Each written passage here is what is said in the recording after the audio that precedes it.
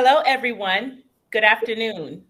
Thank you so much for joining us today as we present Beyond the Hurricane, Preparing for Business Continuity and Client Communications webinar hosted by City National Bank of Florida in collaboration with the National Weather Service and Swartz Media.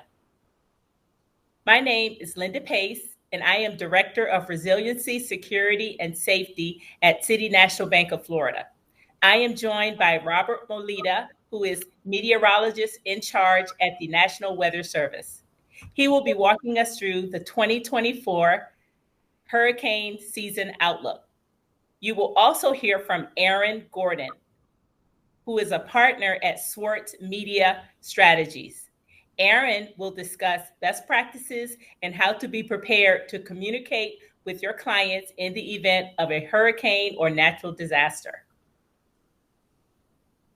In this screen, you'll see some legalese. This message explains that this presentation is intended for information purposes only. City National assumes no liability or responsibility for any errors or omissions in the content presented today. Please note also that CNB does not provide any tax, accounting, or legal advice. This is our agenda. We will kick off the webinar by walking through some definitions of what exactly is business continuity. Robert will then walk you through the hurricane season outlook. We will then talk about what it means for your business. And before we head to Q&A, Aaron will provide a guide for some storm season communications. What is business continuity? We're going to talk about that a little bit today.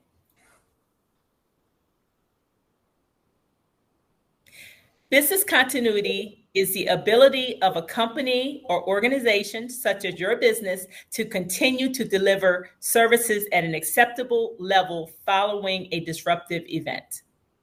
And you may wonder, what are some examples of disruptive events? Well, right now we're at the beginning of hurricane season. So we're thinking about natural disasters such as hurricanes and tornadoes, but also weather events such as flooding or some other activities that could occur. We want to talk about the things that would impact you in Florida. But in addition to that, there are some technological incidents such as cyber, human-made disruptions, and pandemics. And all of us already know what pandemics are all about. But we're going to focus on natural disasters and weather events today. What is critical to my business? Let's just start there. If you think about your business, you may have employees, office staff, contractors, vendors, or suppliers. All of these could impact your business if one of these were not available. So think about in your business, do you have temporary or seasonal workers, those who may come to you during the holiday season and even more during the summer or when there's a high volume of visitors to Florida? What about the equipment that you need to do business? Is there anything specialized? Do you have specialized video? Do you have specialized banking equipment, medical equipment? What do you need that's specialty to your business that you might need? In addition, think about those items like phone, chargers, laptops, printers, and any type of technology that you need to keep your business up and running. And especially any kind of specialized software. Maybe you have cash registers or some way that you collect payments. All of those are items you could consider that could be critical to your business.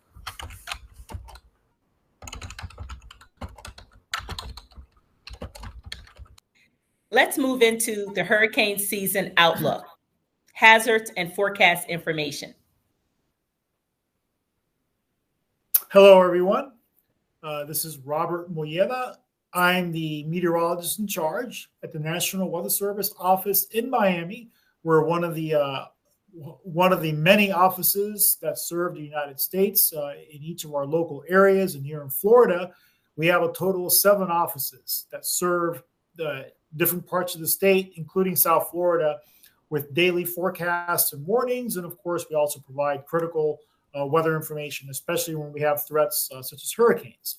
So I'm going to talk a bit about the seasonal outlook. Actually, the seasonal outlook was released on May 23rd, and it shows that we are expecting an above normal season in the Atlantic Ocean as far as number of storms are concerned. So we're forecasting anywhere from 17 to 25 named storms to form at any point during the hurricane season over any part of the Atlantic Ocean. So it's a very large area that we're talking about. The reason for this forecast is we have the conditions that we believe are going to be in place that are going to be conducive for storms to form throughout the season. We have the La Nina cyclical weather pattern that occurs every few years. And when we have this pattern active during the hurricane season, based on past events that we've been able to observe, it does tend to lead to conditions that make it more conducive or more likely for storms to form in the Atlantic during the season. We have very warm waters in the Atlantic Ocean. That's one of the main ingredients for storms to form. We also have light winds in the top part of the atmosphere. So storms or developing storms can grow vertically, which that makes it more likely for storms to form and for storms to get stronger. And so essentially all these ingredients are expected to be in place, maybe not for the entire hurricane season, but for most of the hurricane season. So that's the reason for the above normal activity. Now, the one thing that I'm going to point out here is that this is not a local hurricane forecast. This is only telling us what is likely to occur in a very large scale over the entire Atlantic Ocean. Where storms are expected to form, where they're going to go during the season is something that we cannot predict before the season starts. When we can't predict that is when the storms start to form, or at least when we start to see the first signs of storm formation. That's where the meteorologist's expertise really lies, where we can see the actual weather patterns in place during that time, and then we can provide those forecasts that'll indicate where the storm is expected to go and how strong it might be. So it's just about really being ready from the start of the season and maintaining our readiness all the way through the hurricane season, which lasts through November 30th. Next slide, please. So if we just talk about South Florida, I mean, I could show this map for any part of the state and it would look about the same. This is the reason why we need to be ready. Not necessarily only because of what the outlook is indicating, the outlook that I just mentioned, but because of our history. We are in a hurricane-prone region. In fact, Florida leads the country, historically speaking, as far as number of hurricane strikes. So we've had more hurricanes strike Florida in any year than any other part of the country. So that alone is the reason why we need to be ready this year, just like we are any year. So, Florida and certainly South Florida is prime hurricane country. Next slide, please. It's very important to remember that tropical storms and hurricanes are multi-hazard impact events. So in other words, it's more than one hazard from the storm that's dangerous or that can provide, that can present a risk to life and property. So we know about the wind. So the wind, of course, that's how we categorize these systems based off the maximum sustained wind speeds. And winds, of course, are very dangerous. They can do lots of damage. And if people don't properly prepare for the wind, they can get hurt or even get killed. But the leading killer in tropical storms and hurricanes in the United States, historically speaking, comes from water, comes from flooding, which can come from storm surge, and it can also come from flooding caused by torrential rainfall. So inland flooding can also be very, very dangerous. And we can also have tornadoes in the outer fringes or the outer rain bands of tropical systems. So each of these hazards we have to be mindful of and know what areas are particularly vulnerable to these hazards when a storm approaches. Next slide, please. So this spells out the danger of the water, right? So the water is the real danger. Almost 50% of all the deaths in the United States from tropical storms and hurricanes have come from storm surge alone, and another 27% from rainfall flooding. So that's over 75%, more than 3/4 of the deaths historically have come from water. So certainly we want to be prepared for the other things like wind and tornadoes, and even from large waves offshore. but we have to be especially mindful of the threat of the real danger from water and flooding. Next slide.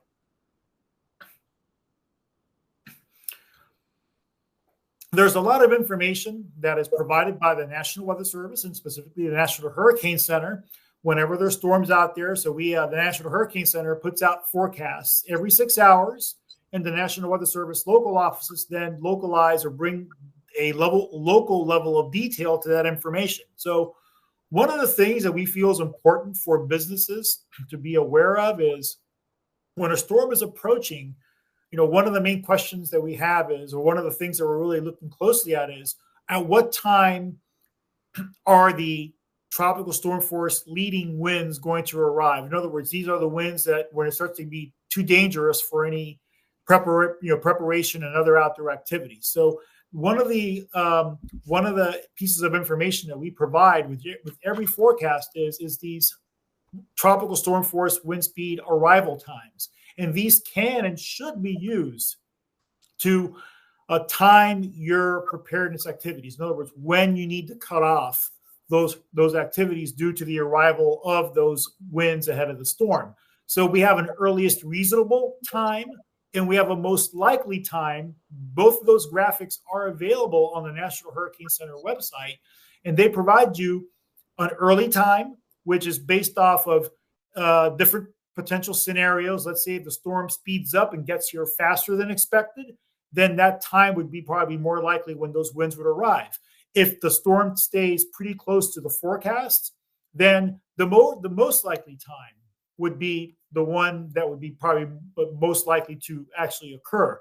But we want to always, include a safety margin when we prepare, especially from a timing standpoint. So the earliest reasonable time is the time that we, for general public preparedness activities, that's what we recommend, because that gives you a greater level of assurance that your preparedness activities would be done before the winds arrive if you use that earliest reasonable time. If you use the most likely time, you could use that for maybe activities or preparedness actions that don't take a lot of time, because there you're actually running a higher risk of getting really close to when those winds are going to arrive. So I think this is really good information for everybody to keep in mind and hopefully include in your preparedness plans. Next slide, please. And very, very important also, we need to be paying attention to those watches and warnings that are issued by the National Weather Service ahead of a storm. So we have hurricane watches, storm surge watch, tropical storm watch. Those watches mean that life-threatening condition is possible somewhere within that defined area within 48 hours. Then when we upgrade to a warning, whether it's a hurricane warning, storm surge warning, or tropical storm warning, that means that hurricane or those life-threatening conditions are now expected somewhere in that defined area, generally within 36 hours. So these are the level of alerts that we recommend then to the public to take preparedness actions based off of. So these are the National Weather Service's way of conveying the level of risk to the community. Watch means that certainly we need to be paying really close attention because a storm could be affecting us within 48 hours. Then when we upgrade to a warning, there's an increased chance that that storm is going to directly impact our area or somewhere very close by. So this is already taking into account all the potential changes that could occur in a forecast. A single forecast, may not end up being exactly like that, but that's why we forecast. That's why we update the forecast every 6 hours, so that we're giving you the latest information and we base what we feel is the appropriate risk to the community based off these watches and warnings. So these watches and warnings should be triggers for us to base our preparedness actions on, in combination with the other information, such as the wind timing information that I provided previously. What does this mean to your business? Robert has provided us with a wealth of information about what this hurricane season might bring. I'd like you to consider the impact to your business. Based on your business, you're going to have different types of impacts. For example, one impact might be loss or unavailability of a key staff or team member. For example, if you're a medical facility or you're a restaurant, imagine a team leader has become injured and they're unable to come to work. That is an example of unavailability of a key staff or team member. Maybe that person is a key server or they're a team lead.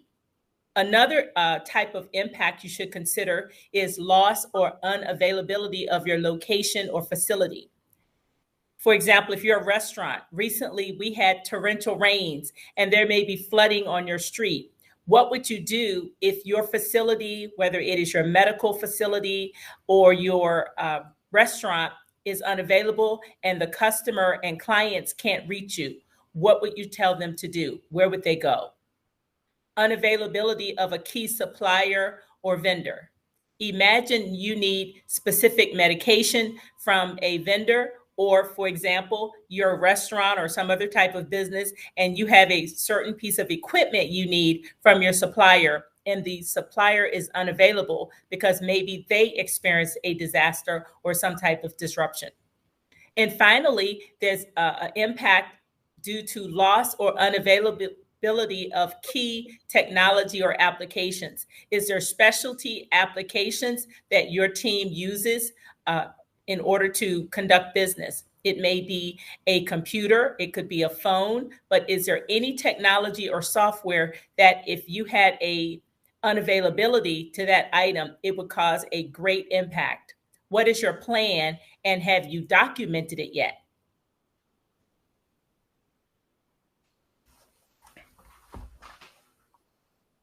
Excellent. Thank you, Linda and Robert. That was very insightful. I'm going to spend a few minutes talking about how you can prepare your business to communicate with your various audiences before, during, and after a storm. So among US businesses, only 26% of companies with up to 500 employees have a crisis response plan for natural disasters ready to go. That number rises to 38% among companies with more than 500 people.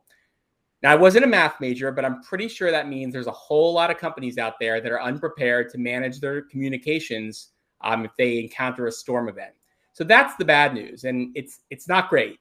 The good news is that we don't hit peak hurricane season, at least here in Florida, until mid-September. So there's plenty of time to prepare, and that's what we're here to talk about today.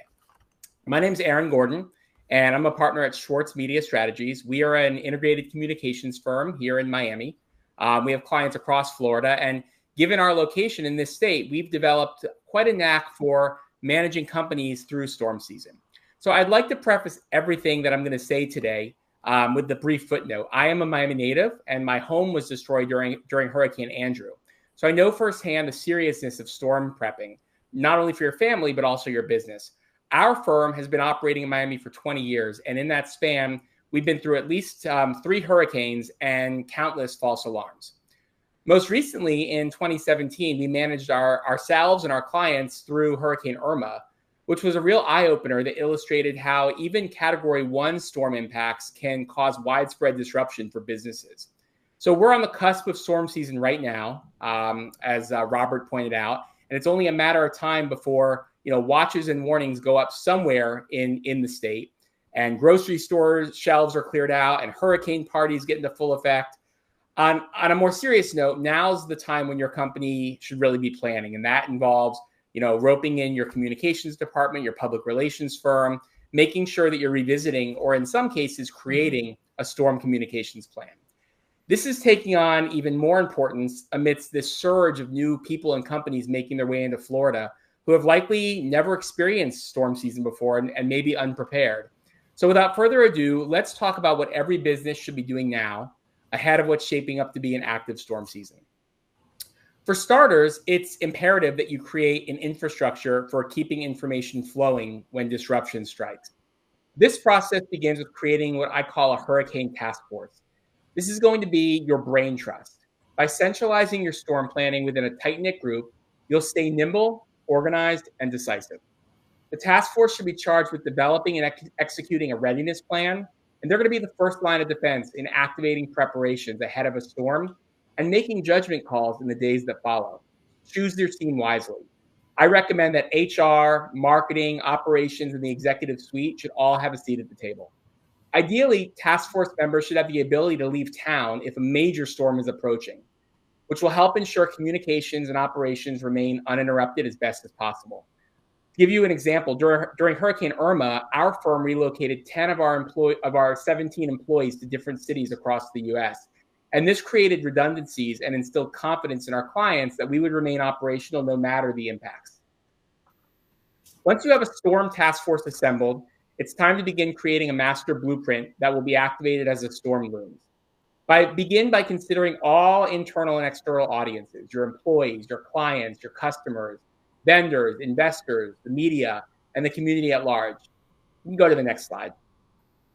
Consider what are the unique needs of each group. How will you stay connected with them? How much information are they going to need in real time? Your crisis plan should address how leadership will maintain contact with employees, how the company will overcome technical hiccups if communications break down. You should have prepared messaging and statements ready to go for use after a storm clears. And you should think long and hard about how the fast-changing needs of your clients and customers will be addressed under less than desirable circumstances. That last point is key since things can really shift dramatically in a storm scenario. For example, when Hurricane Irma impacted South Florida in 2017, our hotel and resort clients suddenly found their properties serving as shelters for displaced residents and first responders. Likewise, another client of ours, Walmart, quickly transitioned from equipping customers with storm supplies, like flashlights and batteries, to coordinating relief efforts in the Florida Keys alongside FEMA during the days that followed.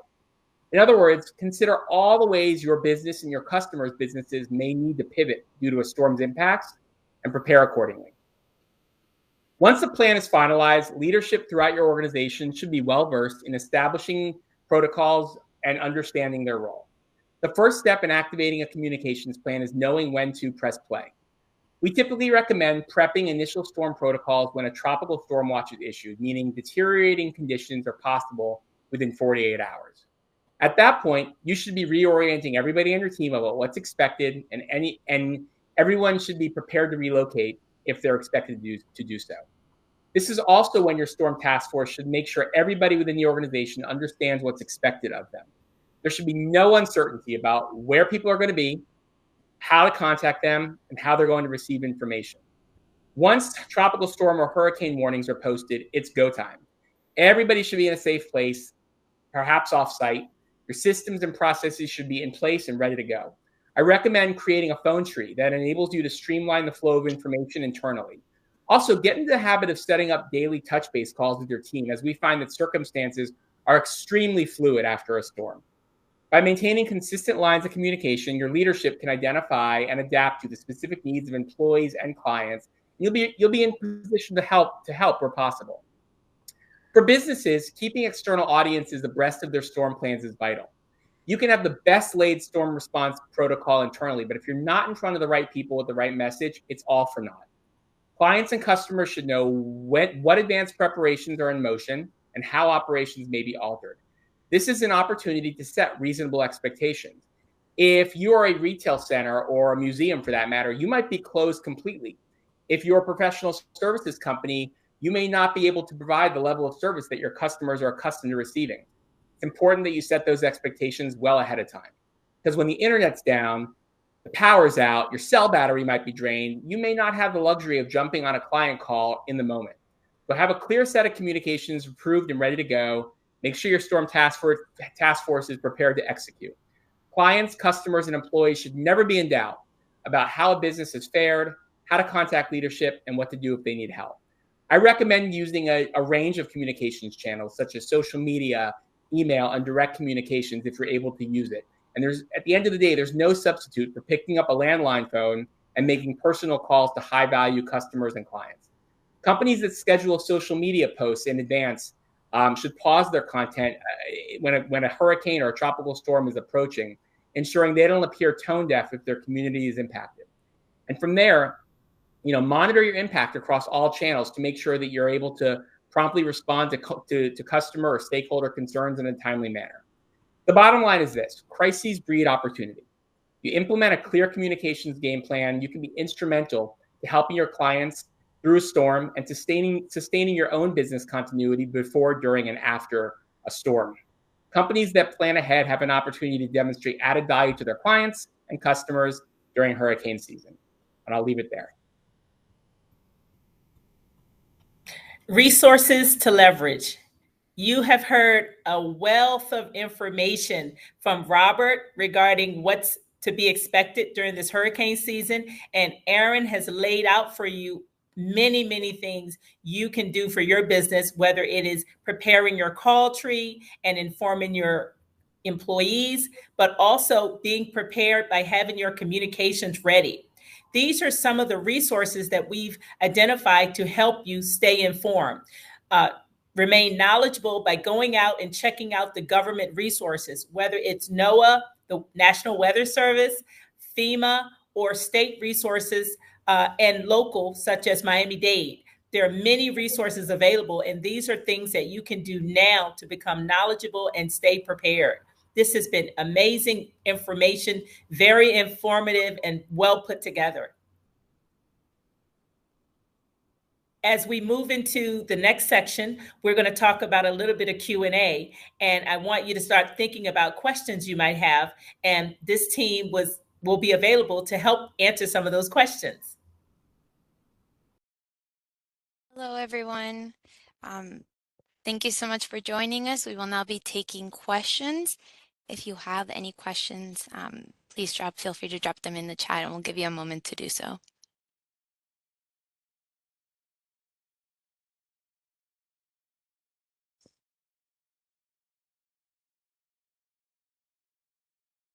While we give our guests some time to ask, to drop in their questions, we do have a pre-submitted question from a client.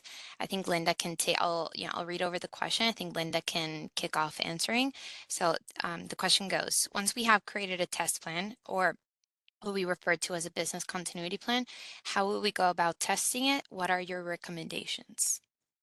That's a great question. My recommendation is, one, make sure the team is aware that this is a plan. And so create some awareness activities to make sure the team and those who are going to carry out the plan have a copy. So once you do that, you set a date and actually walk through what we call a tabletop, sit around a table, a conference room, and go over the plan so everyone knows what's expected. So I would say set a date for your test and do a tabletop walkthrough and discuss the plan. And that's where you're going to get some lessons learned and things to update. That's a starting point. Awesome. Does anybody have anything else to add? Or can we move on to the next question? Aaron, Rob, anything? Are we good to go to the next question? Go ahead. Perfect. So our next question is, Robert mentioned this was going to be an active season. How does the season compare with other seasons? Yeah, that's a good question. Last year, we had 20 named storms. I mean, I know a lot of people may not remember last year, especially in Florida, because most of Florida, except for North Florida, really wasn't impacted by any tropical system. So let's say that the 20 storms we had last year is actually within the range of the forecast for this year. So then if we go back to 2020, 4 years ago, we had 30 named storms that year. Actually, that was the busiest or the most active hurricane season on record. Yet Florida that year also did not get hit by a hurricane. We got a couple of tropical storms, but no direct hurricane impact. So that again goes to my point, the point that I made, that these seasonal forecasts are not necessarily, or they're not local hurricane impact forecasts. So we could have a very busy season and not be impacted by any major hurricanes, or we could. That's something that we, again, as I mentioned, we can't determine this far in advance. So yes, we have had some pretty active seasons recently, and this one shaping up to be what looks to be another active season. Okay. All right, thank you, Robert.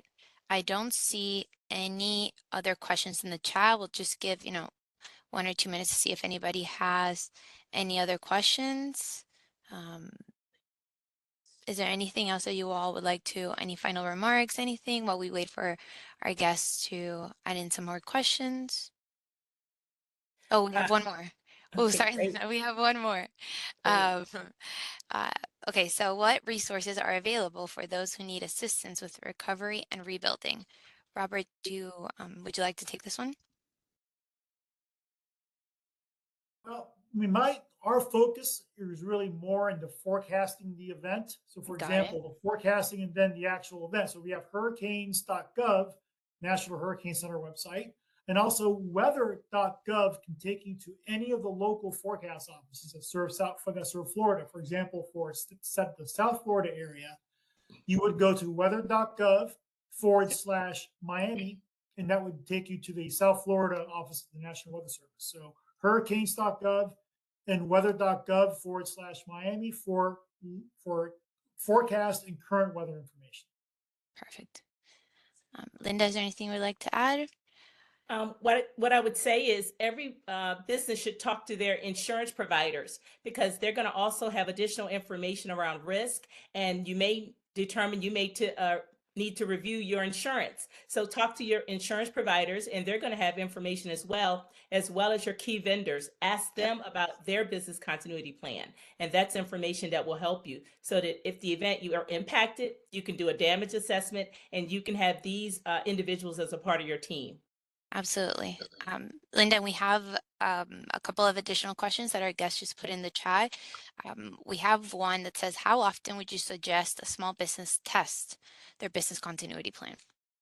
Well, at a minimum, I would say a minimum of twice a year. However, if you have a lot of staff turnover where people are coming and they may be there for 2 months or 3 months, make sure at a minimum you're keeping your call tree updated, because if you have turnover, you have a plan, but the current people may not know about it. So make sure if new people are coming, you do a quick overview with them and test it a minimum of twice a year. That way, if new people are coming and it's more long-term, they have a chance to find out what's going on. I would add one point. Right now, late May, early June is the perfect time to revisit storm planning, really with your entire company. I think the fact of the matter is there's a lot of newcomers in Florida and South Florida that have never been through a storm season before. And naturally, their first inclination is, what do I need to do to take care of myself and my family and my property? And secondarily might be what do I have to do to take care of the company where I work? And the reality is that, when there is a storm scenario, more often than not, it's really all hands on deck. Everybody's going to play some role, no matter how minor it may be.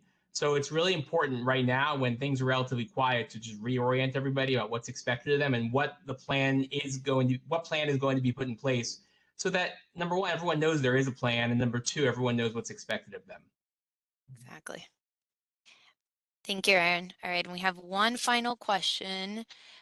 So it reads, do the new interim bulletin schedules from NOAA and the NHC impact timelines for business planning regarding watches and warning?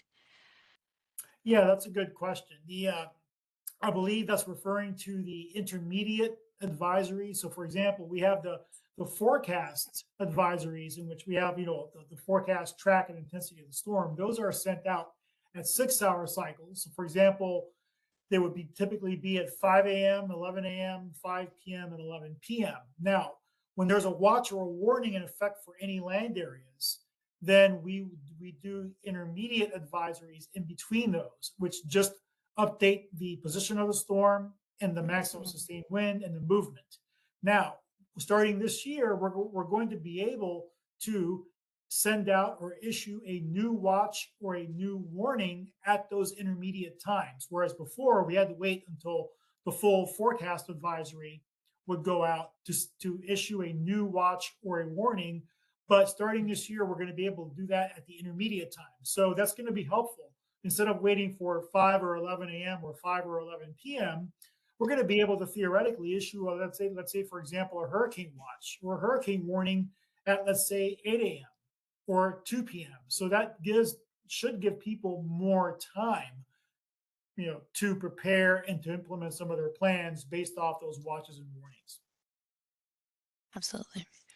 And we have one final question. This is more of I guess we would say more of like a personal question, but we're our panelists. So do you have any positive stories to share about how the community came together to help those in need, maybe like after a hurricane or, after our community was impacted as South Florida residents?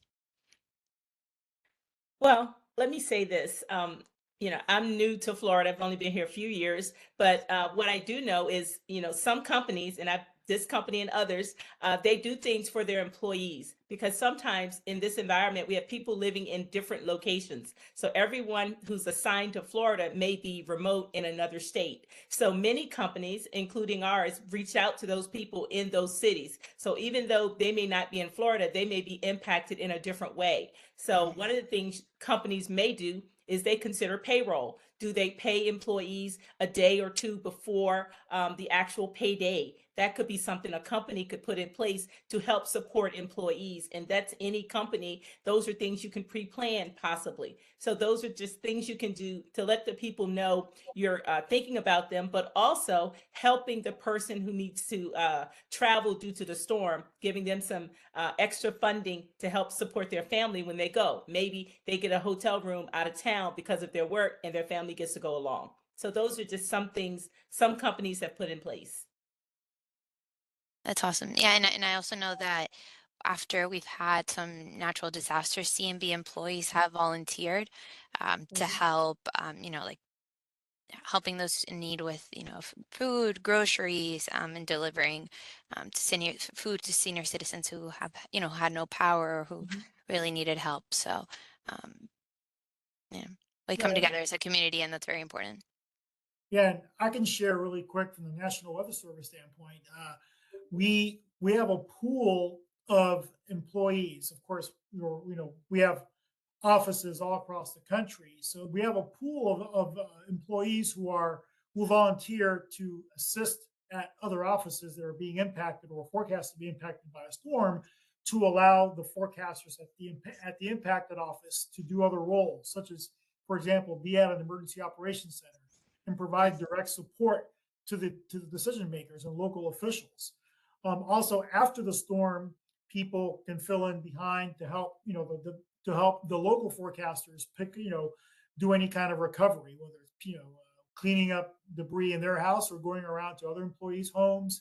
We saw that a lot after Hurricane Andrew. Of course, I'm going way back to 1992 when South Florida was impacted by a major, Category 5 hurricane. And they're really not just the National Weather Service and the NOAA community in South Florida, but really the entire community came together in a big way after that one. So, yeah, there are many examples, but yeah, I think it's really important that we back each other up, within our respective organizations and even going across organizations too. Absolutely. All right, and we have one last question.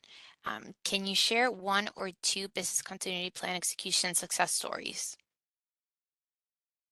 Linda, I think that's a question for you.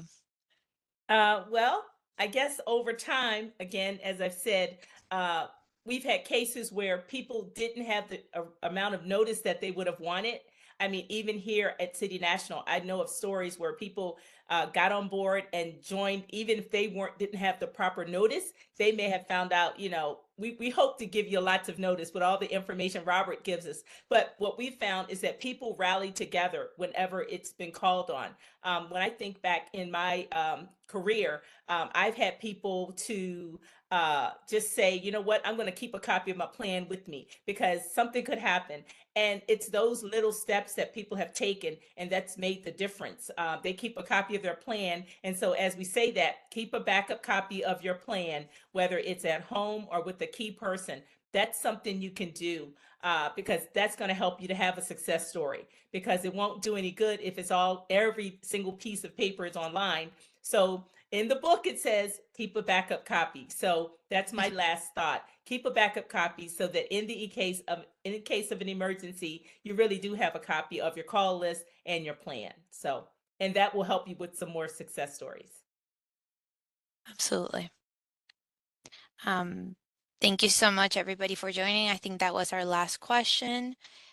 We are so grateful for everyone's time and for joining us here today. We will be sure to send you this recording. It will also be hosted on our website for you all to leverage and to use if you need to go back to it. So thank you so much for joining us. Aaron, Rob, Linda, thank you so much. Thank you. Thank you very much. And stay safe. Hurricane season starts June 1st, so please stay safe and stay prepared.